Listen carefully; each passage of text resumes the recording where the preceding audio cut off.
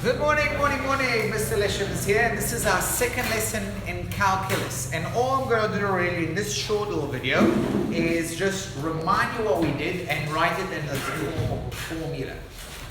So let's say, we looked at a specific curve or specific function last time, but now we're going to talk generally.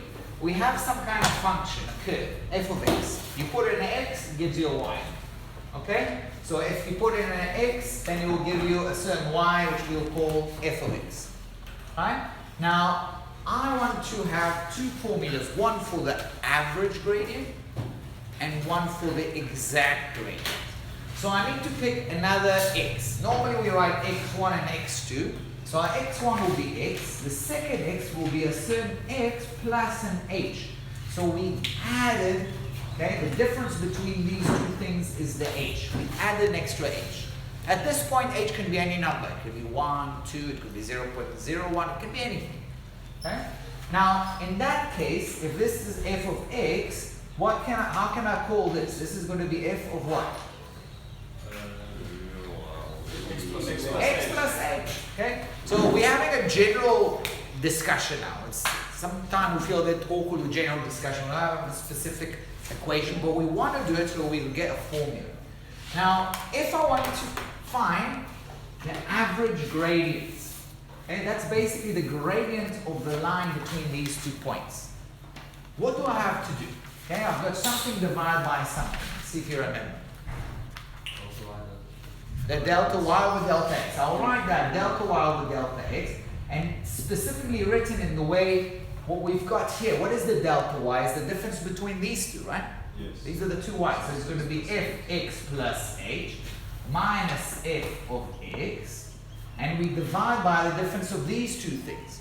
So that's x plus h minus x, right?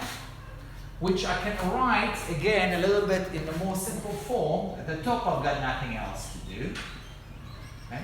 But at the bottom, okay, I can cancel out the x's and I'm just going to have h. Okay? So if I have h equal 1, or h equals 0.1, or h equal 2000, that's how I'll calculate the gradient, average gradient.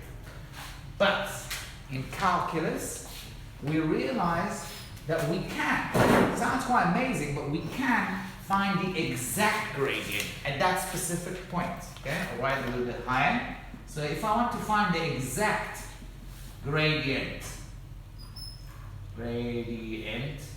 at x, okay, I'm going to do exactly the same thing. Okay, exactly the same thing. Okay, so it's going to be f of x plus h minus f of x divided by h. But there's one little difference. What do h need to be now? That to be 1? Oh, 0.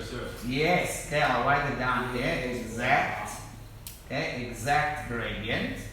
Okay, and this point, I must make h approach to 0. It's so tiny. I can't say 0 because I can't define by 0, but it's infinitesimally small.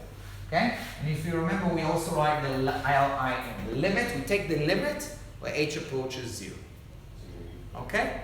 Now, this business, I didn't tell you last time, we write it. If I want to write this thing, okay, I basically call it f prime x.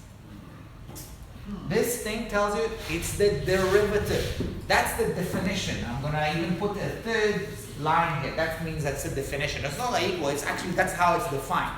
The derivative of a function, f prime x, is basically the difference between the y's, the difference between the y divided by the difference between the x, where the difference between the x, the h is tiny.